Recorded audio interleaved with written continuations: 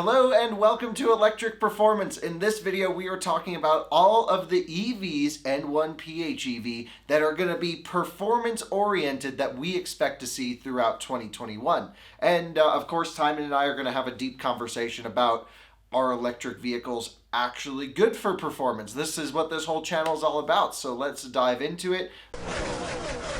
And so Tijmen, you have some cars on a list that we want to discuss. First off, before we get into that, what do you, obviously you're a performance-oriented person, you like to drive quickly, you like to drive on track. Why are EVs either good or bad for that? Good for the instant torque. So tons of power, instant torque, you just put your foot down and they rip. Yeah. Bad with the Tesla, at least the quick steering.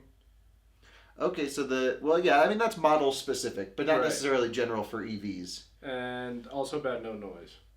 Yeah, I mean, I think that's the biggest issue for me is there's nothing exciting about driving an electric car quickly on track, right? You just kind of, you put your foot down and then nothing happens. I mean, certainly it accelerates very quickly, but I don't quite get the fizz. You don't have fun of shifting gears. You don't have the drama of an engine screaming.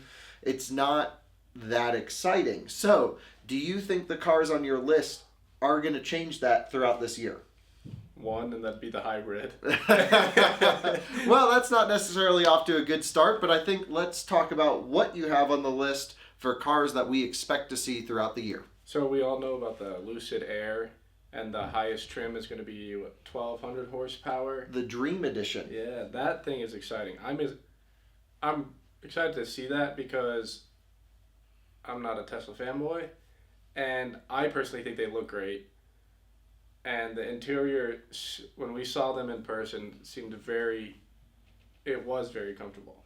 Yeah, but okay, I think that's another case of like we're building an extremely large barge that's going to be really fast in a straight line. It's like a Charger. It's like a Charger, but I don't know if that is going to really be fun to drive quickly. I think certainly on paper it's going to out-accelerate everything, or at least right up there with the Plaid Tesla Model S. Lucid and Tesla we're in the beginning days of this rivalry that I expect to take us very far into the future, which I love. I think that's super cool. But I don't think the Lucid Air Dream Edition is going to really be an interesting thing. But you actually, in New York City, we played around with them at one of these like pre-showing event things. And you found something in the software. Oh yeah, so every single one that, at least the Dream Edition, I think the model below it also had a drift button. A drift button. That's interesting. So was it track mode or was it labeled drift? Do you remember what it actually said? I'm pretty sure it just said drift mode. That's pretty cool. And large barges are good at drifting. They're good at eating tires, right? Like your Panamera. Right. So I had a Porsche Panamera. That thing would just go sideways all day long and roast tires in one lap. Yeah. So, okay, Lucid Air Dream Edition. My prediction is it's going to be really fast in a straight line, but it's not going to be the tactile canyon blaster that I want. Do you think the Plaid will be, though? No. It's just same thing? Yeah, so let's go. Before we get it, we won't talk about that yet. What's next on the list? So I have the Mclaren Artura hybrid. So it's going to have 617 horsepower with a 177 horsepower electric motors. Oh, really? Yes. And so this is a just a regular hybrid or a plug-in hybrid? Plug-in hybrid. Plug-in hybrid, and this is the car that is just launching now, basically. Yeah, launched yesterday. Launched yesterday. By the time you watch this, of course, it would have already launched. But McLaren Artura, I had a friend message me about this car, and she said that it looked 10 years old already. It doesn't look that good. Doesn't look that good. For McLaren, no. Yeah, but I think, all McLarens are just stupid fast. Yes. And so I am happy that they are using electrification to make their cars faster. Yeah, I mean, it kind of looks like an updated 12C. Slightly updated, but like a P1 could be released today and it'd be perfectly fine. Right. It would fit in. Yeah. But this is just like from where the 600 LT is and the 765 LT, this is just kind of, let's take an old body and update the headlights. So it's kind of meh in terms of styling. But in terms of technical, with the PHEV system, it's their first one with a plug-in, because the P1 was a hybrid as well. Their P1 was a hybrid, but you could charge the P1? This is the first plug-in. This is the first plug-in, so that was just a normal hybrid that charged off the combustion engine. Yes. The 918, its rival, was a plug-in hybrid. I believe so. It is, yeah. Okay. So the Artura, I don't know, not digging it in that green. Normally I like green, but I saw the launch pics of it, and that was just a lot of green. Yeah, it doesn't hit the spot for McLaren. Yeah, well, we'll have to test it, right? So we'll exactly. see. But I think that's going to be a really exciting car. But again, this isn't a full battery electric vehicle, which is, I'm still wanting a Miata-like experience, a Cayman-like experience that's electric. Something lightweight, nimble, really point and squirt, fun, just move the car around. Right. And right now with battery density being so poor, you need these giant-ass cars to haul them around. So that's Lucid Air Dream Edition, fast in a straight line. Artura is going to be massively impressive from a technical side, like every McLaren is. Right. But again, not battery electric. So what's next? We've got the Porsche Taycan Gran Turismo, right? The Cross Turismo. Cross Turismo. Yeah. Well, this will be the same as the normal Taycan. Yeah. And I don't know when this video is going up, but we have no idea how that drives. Right? So at least up to this point, we have no idea. And that is going to be really great because then you have a wagon that rips. And based off of our experience with Tycoon, which we've probably driven Tycoon more than any other outlet, super impressive, on limit, off limit, great car, very heavy, but very capable. That's the heavy part. So but still not fun. Yeah, not fast enough for how heavy it is. Yeah, maybe. I mean, it's hard to say. For like a canyon drive. A canyon drive, you're just moving a lot of weight around. Yeah, you could definitely feel that. Yeah, definitely moving a lot of weight. All right, what's up next? We've got the Gtrs E-Tron, so that's basically another E-Tron. So the Audi Tycoon E-Tron Gt, and then the RS E-Tron Gt. Yeah. I don't know why they put the RS at the beginning for the second bit.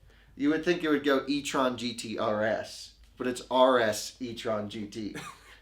This is the same car as a Taycan underneath. And so my prediction is Audi obviously bought all the stuff from Porsche. They're one umbrella of a company, but they share technical components. And I think it's just a detuned Taycan. Yeah, I mean, on their press release, it was slower than a Taycan. So. I don't think Porsche would allow it to be as sharp, as tactile, as fast, as great to drive as their flagship Porsche. Yeah. So it just wouldn't happen. Yeah. So it's basically worse than the Taycan. Costs less. Yeah. A lot less. Which is very nice. Which is very nice. So that might be the one to buy. Yeah. And then just get a program to... Right, just chip it. Yeah. Okay, so the Audi RS E-Tron GT could be a really neat, everyday performance car, relatively reasonably priced, $160,000 for the level of performance and quality. That might be a sweet spot for a lot of people. I hope we see a lot of them on the road. Yeah. And the charging curve is the best part about that car. Next, we've got a Bmw I4, which is going to have 538 horsepower. Really? Yeah. And this is a full electric. Yeah. I4. Is it going to have the ugly grille? Yes. Well, then, off my list. Actually, no, you're a style guy. So what do you think about the BMW grille really quick? Terrible. Really? The worst design they've ever come up with. So you objectively think it's bad? Yes. Oh, okay. I just think I don't like it. I don't know anything about style, so I don't ever buy cars based on design. It's so bad. Yeah, well, that's why I drive a Model 3. But no, I think the i4 could be interesting. Is this going to be a ground up new chassis? I believe so. Part of their it's not based on a 4 Series chassis. So we'll keep an eye out for that. I think BMW is arguably the farthest behind in electrification, maybe even more so than Daimler because they're so focused on their ugly grills. They're focused on their ugly grills, but also their combustion vehicles are not as good as I think they once were. They drive like rubber balls. They're too padded and thick and mushy. Whereas I think the Mercedes combustion vehicles from Daimler, those are arguably the best they've ever been. We just had a new E-Class and it was on point quality driving dynamics. So I think Mercedes, while they might be behind in the EV space, they're at least great with their combustion offerings. Right. And BMW, they're very behind in their EV offerings and very behind in their combustion offerings. It's almost embarrassing. Yeah. So, yeah, I would say BMW needs something, and I would say that iX SUV thing is not it. So maybe this this may help. Well, the Lotus Oh, the Evija? Yeah. I knew you were going to struggle with that one. All right, so explain what this is, because this is a serious supercar. So it's going to have 1,972 horsepower. Seems like a lot. And it's going to cost $2.1 million. Oh, great. Well, let's just order one now. So $2.1 million for the Evija. I have to say, I think, like I was saying before, I'm not a design guy, but if I had to choose the prettiest car of the year, it would be this. Yeah, because also we've got the Pininfarina. The Pininfarina.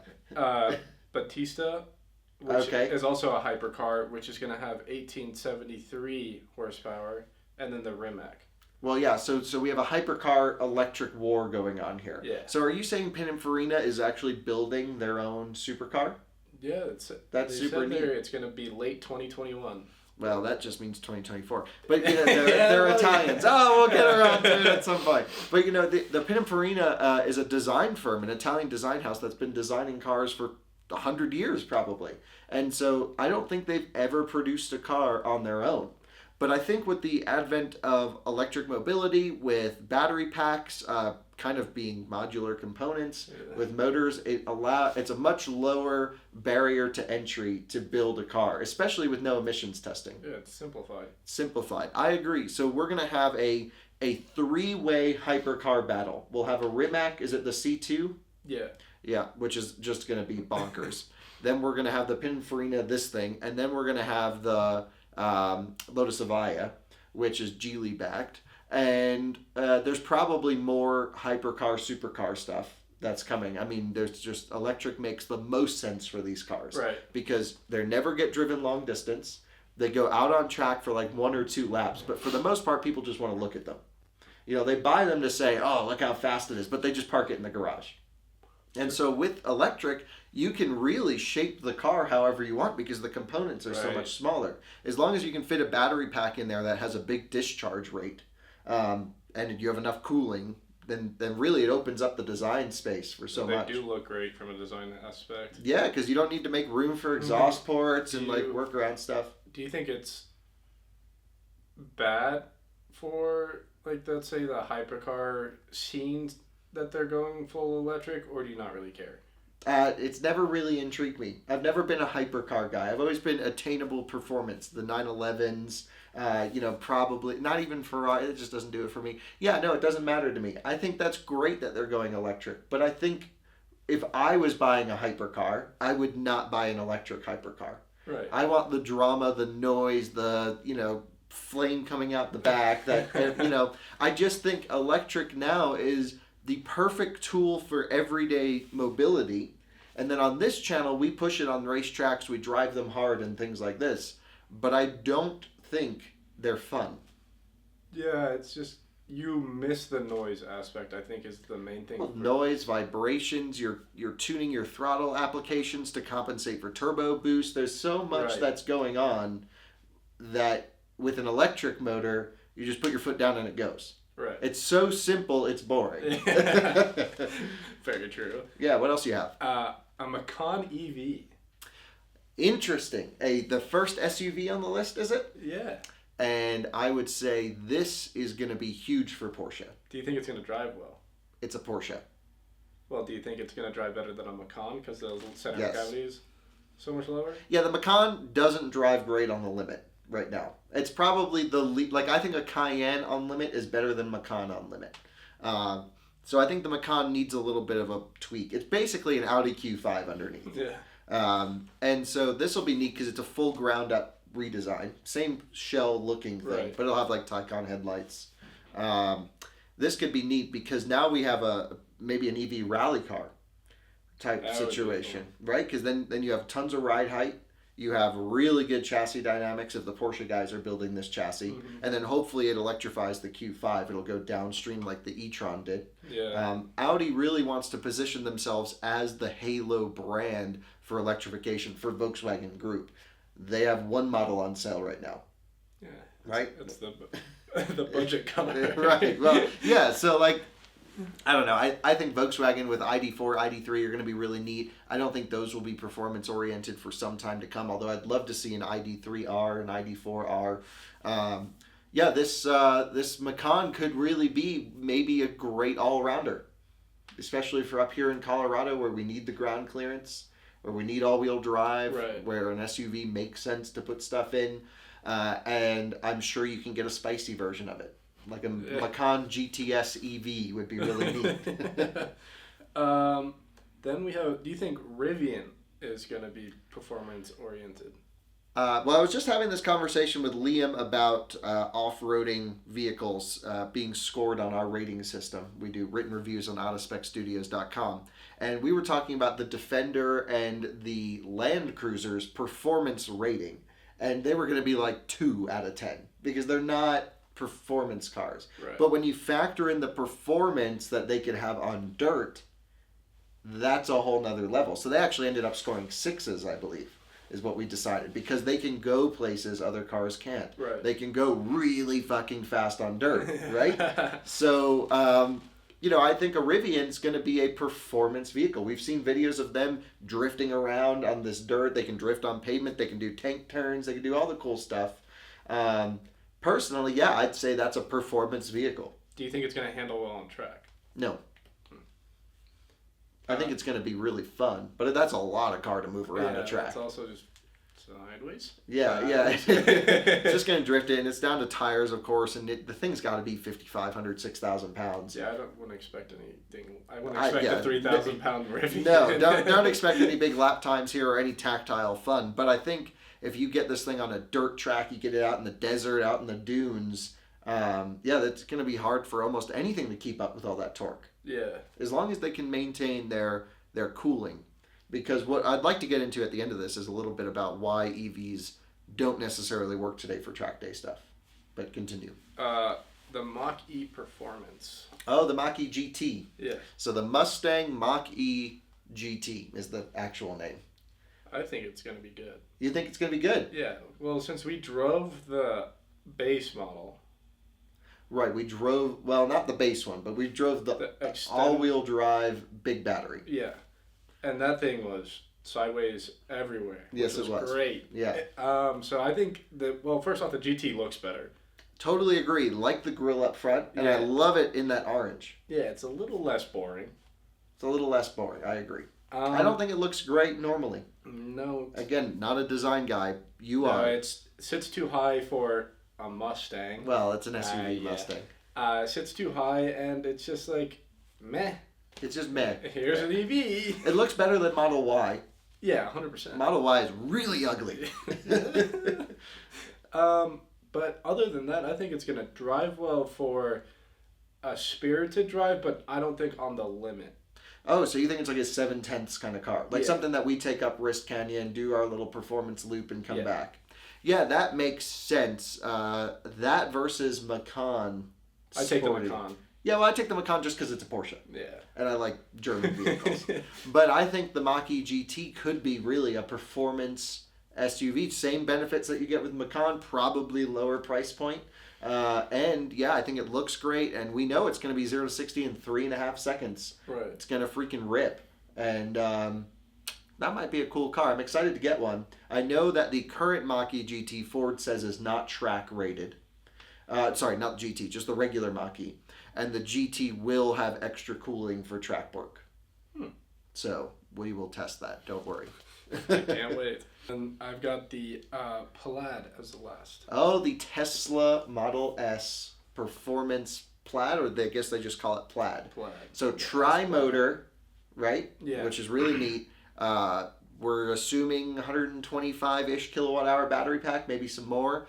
Model S with a stupid wheel. Yeah. 0 to 60 in under 2 seconds. Claimed. Well. I'm sure they'll do it. Yeah. Do you think they'll be able to get them to their customers when it says their little estimated thing? Yeah, I think they'll get them out whenever. I don't think it's hard for them to make this car. I just think they've been waiting for the right time to do it. And the Plaid, to me, is sort of the car that bugs me And I get a thing every time I hear it. I'm like, ugh. Because on paper, it's so good. Right. Yeah, it's so fast. It's supposedly going to have all this acceleration, all this XYZ. In the past, we've never seen anything but acceleration from Tesla in terms of performance, right? I've owned a Model S P100D. I have a Model 3 Performance now. They're extremely fast in a straight line. Right. Not so good at anything else. They're okay in the corners, right? The okay chassis balance. Steering's way too quick. Yeah. You can just tell they had. I don't know why that steering's so fast. It's not even fun. Like, it's dangerously quick. The braking systems are terrible. They just catch on fire instantly. I don't like your brakes at all. No, the brakes are garbage. And so, can Tesla build a performance car? Now, if you're talking to a Tesla person, they would say, oh, well, it's the best performance car because it's the fastest 0 to 60. Yeah, but that's...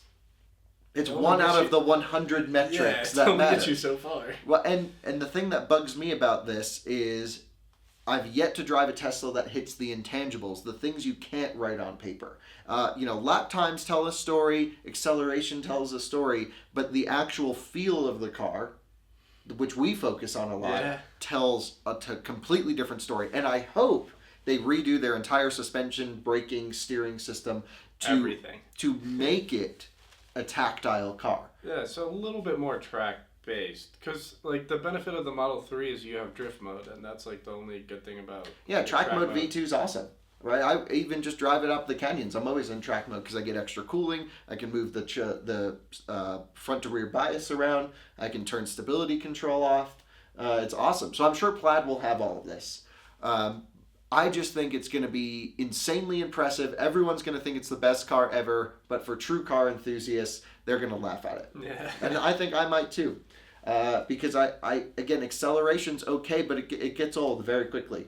When I had my P100D, I used to launch it all the time. Like, it was really cool. And then after about a month of ownership, I'm like, I'm just going to drive it normally now. Right? Like, okay, I did that. Right. And then I'm just left with a car that's not very well engineered for back road track driving. Yeah, it just floats. It just floats, yeah. And that's the point of a Model S. So I'm like, okay, that's cool, but I should have just bought a 75D.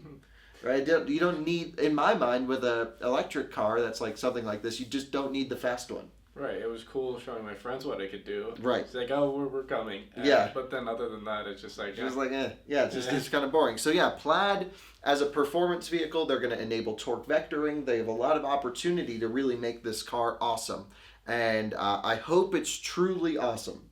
Because when we drive it, we're going to review it as we review every other car. And we're going to be extremely objective. And we're going to share our feedback as to how it feels around a track. And I imagine if it's not good, everyone's going to actually think we're lying. Yeah, because on paper, it's so good. And this is the Tesla problem. Yeah. And the cars are great. The people who own them, not so great. Yeah. Because they just don't get cars. Yeah, they only think that, like, the Tesla's the only way to go. Which is, no. Right. So this is where Audi E-Tron, Tycoon, potentially Macan, Mach-E even, they solve the intangibles, but no one pays attention because they can't beat them on paper, which means maybe Lucid, which is circling back to our starting point, might be the real king here in terms of getting people to realize the intangibles. Now, we've yet to drive a Lucid Dream Edition, so we don't know if it's going to truly tick all the intangibles. Yeah, I hope it's not a floating boat, basically. Yeah, I agree, but I think it will be. What I really want to see, if it doesn't come this year, but definitely next year, I want to see a lightweight, maybe not lightweight, but 3,200 pounds. 35. Okay, whatever. We just cap it at that. Something that is designed to be attainable for the masses. So let's say under $50,000 or $55,000, whatever it is, has good power, which I don't think is a problem with electric powertrains. Yeah, it can be cheaply done too. Yeah, and then that's rear-wheel drive. That's really fun. That is not trying to go after the stats on Paper Wars, but is going after the I'm gonna go take that for a drive on a Sunday, because the Sunday morning weekend driving thing. I never feel that with an EV. Never have. Yeah. And I don't know if I ever will. If I'm going to go out on the weekends and go for a drive, I want 3 pedals, lots of noise, really fun tactile experience. and an EV just isn't there yet. But that's why we started this channel, or at least not necessarily start. We didn't start it, but now this is why we do this channel, is so that we can hopefully share the story to get to something that's truly fun. Yeah, we got kind of close with the Model 3 with their Sunday track thing, because we got speakers in it. Right. Yeah, Tijmen and Brian from I1 Tesla put these like what are, you got to explain? They're SQ5 exhaust speakers. Audi SQ5. Yeah. Are they hardwired? Yeah, that's wired into the can on the car, and then it gets an app, and then the faster I drive, it makes different exhaust noises. But see, to me, that's fake, and I don't like it. I unplugged that. It sounds terrible. The speakers, I guess, are still in the back of the car, but I unplugged it. I thought it was, every time I turned the car on, whoa, whoa, whoa, whoa. And everyone looks at you. It was so embarrassing. Anyway, cool. Well, thanks for watching another episode of Electric Performance. Of course, we'll be doing tons more drag races, track tests, and everything like this in EVs, but I think it's really interesting to talk about all of the performance-oriented EVs that we're going to see throughout 2021. If we missed one, comment down below. Let us know what you think, and what performance EV are you most looking forward to seeing this year. Thanks for watching. Thanks for watching Electric Performance. Please subscribe, share, and hit the like button.